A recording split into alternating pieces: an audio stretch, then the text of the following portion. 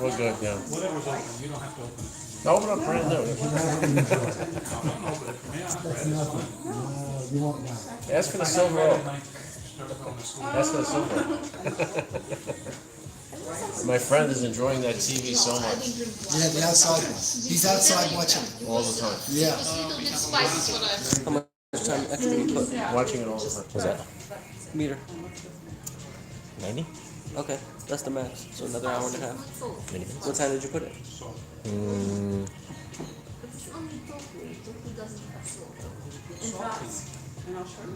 So you're gonna hook up 10 those did you put it? Sonys, the big Sony here? Where's the check one? Where's the check Are you one? gonna get Yeah, like 10 people watched it already, 12 people watched it. Oh, what's going on, guys?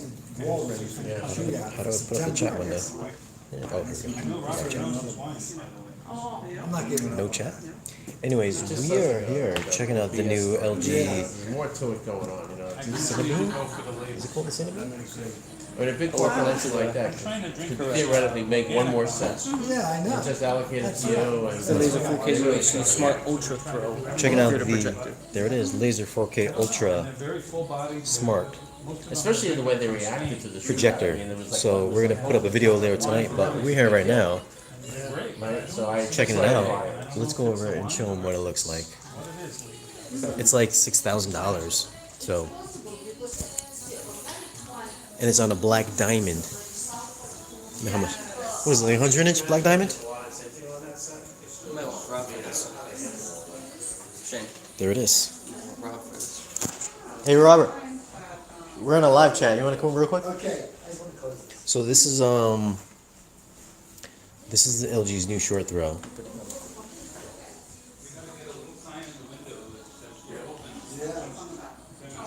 This is the Screen Innovations Black Diamond. It's a 4K projector.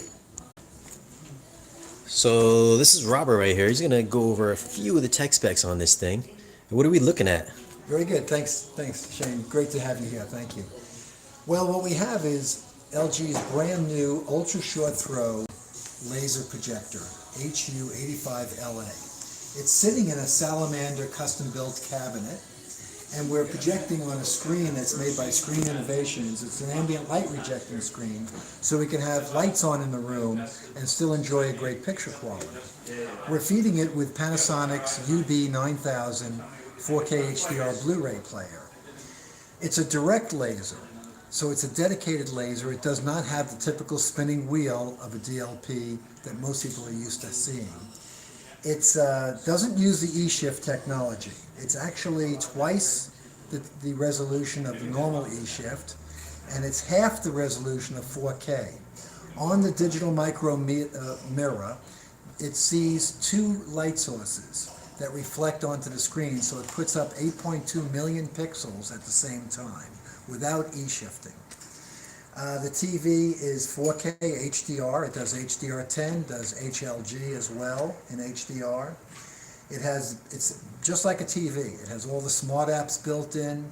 It has a TV tuner built into it. It has a QAM tuner built in for cable reception. It has speakers, a stereo system built into it with a speaker system. We're projecting on a 100-inch screen with fair, moderate ambient light in the room here.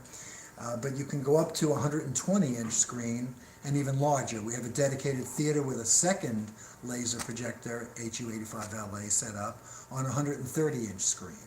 So you can go larger than the recommended 120-inch. The projector has a retail list price of $59.99. There are some good promotions going on through our company, Value Electronics, when you pair it with a screen or a Panasonic UB9000 Blu-ray player or the Salamander custom furniture. So there are some ways to achieve some nice savings on pairing products together. What kind of questions might you want to ask, Shane? Do you have any questions that you might want to? Let's see if I have any questions here in the chat room. Okay. How much is $6,000? What's up, Robert? Turn on the TV now, man. We're not here for the TV. We're here for the projector. This is an ultra short throw projector. It is. From LG. Yeah. To do a 100-inch screen, it's 2.2 inches away from the wall. Okay. For a 120-inch screen, you'd be 7.2 inches. LG was very kind and flattering to us to make us the premier launch partner, and we also received the very first allocations in the United States, and we're receiving the second allocation exclusively at Value Electronics. There it is. What's the lumens on this? 2,700 lumens. Any Dolby Vision support? No Dolby Vision. Actually, I don't think there's any projectors There's that are no Dolby Vision. projector that supports Dolby Vision, not anybody's. So really, It is HDR with HDR10. okay. Any 3D. 3D. No 3D. No It 3D. is not a 3D capable projector. No 3D. Well, 3D's not that big anymore, except unless you're a subscriber on my channel. What's up with the picture? Does it look better in person? Does it look bad in person? What are your thoughts on the projector, Rob? Well, I'm pretty impressed with it. Black levels are good, peak lumens are very good. It's a very interesting new category to be able to have a beautiful formal room with no television, turn the projector on and you have a theater in your room. So it's a very unique new category to be able to do this. Although it's expensive, it's very competitive for its category. Most of the ultra short throws that are new that you see coming out still use the DLP spinning wheel. They're still based on the 1080p chipset that does E-shifting. This is a much higher resolution, much higher contrast, so you're seeing a much different picture quality than you would on all the other ultra short throws, other than Sony's VZ1000ES, which is also a premium ultra short throw. How would this handle gaming? We're about to check input lag time. I might have that answer for you today, later today. We have the Leo Bondo input lag tester, and we're going to try that in another half hour or so. So we'll have the exact input lag numbers shortly. Do you need a special screen to make the colors pop? Not if you have a low ambient light room, but if you want to use it in a lifestyle environment with high ambient light, you would need an ambient light rejecting screen. And this is, again, the silver... This is a Screen Screen Innovations, and this is an ambient light rejecting screen. So we can have overhead lights, we have lights on right above, we have our sconces on, and they have minimal to no effect on picture quality. It rejects light from overhead. Are there apps in this? It's got the full suite of apps, LG's WebOS operating system. So it's like a giant... Giant TV. Giant TV, giant OLED almost with That's all the right. apps. That's right. That disappears in the room when you shut it off. There it is. Dynamic tone mapping, just like the TVs. Dynamic tone mapping, yes. HDR tone mapping. And we have, well, you have the Panasonic. Panasonic UB9000 is connected, and we have it set for basic lumens, but we were just testing it now at theater at the high lumens 500 nit setting. And we actually think it's going to deliver a better picture if you're in low ambient light. If you're in high ambient light, you might want to tone map to a lower nit level. Right. But you have that capability on the UB9000 Panasonic. There's some folks that are watching the demo video that's playing, and because it says Dolby Vision, they're led to believe that it's Dolby Vision capable. Could you clarify to them that it's not Dolby Vision? It's playing HDR10, so if it sees Dolby Vision, it'll automatically use the SMPTE-based standard of HDR10. So it is HDR. It is doing frame-by-frame metadata because LG and Sony are the only two brands that will look at HDR10 frame by frame and report back to the TV tone mapping to its peak lumens of each and every frame. Works very much like Dolby Vision does. But it's seeing Dolby Vision content, but it's reading the HDR10. So it's down converting. Oh, not really down, but just Well, converting you it. can call it that. Yeah. Yeah. It's not converting it, it's just reading a different layer of the HDR. Right.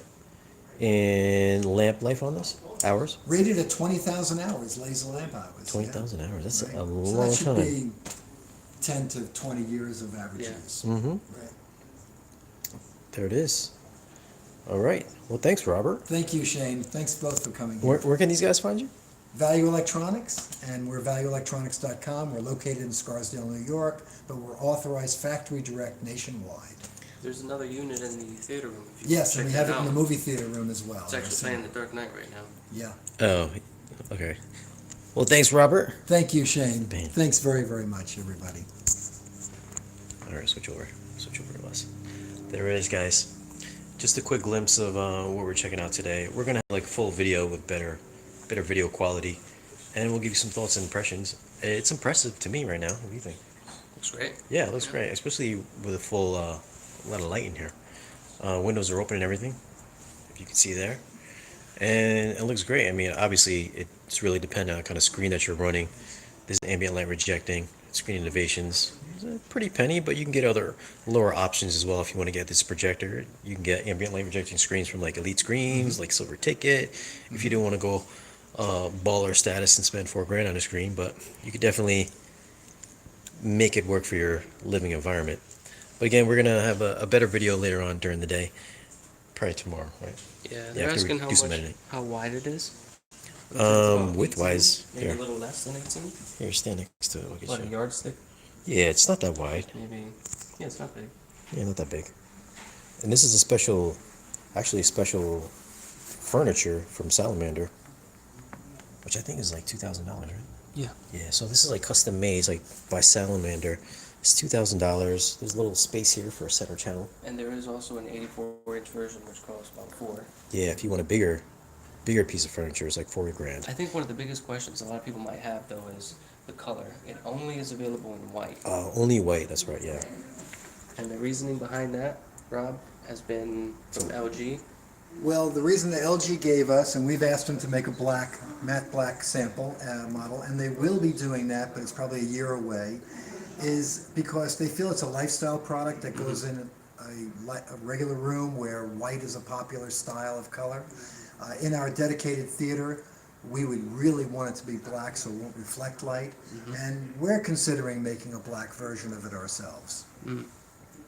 And what we want to do with it is wrap it, like they do cars now. Instead of painting them, they wrap the car.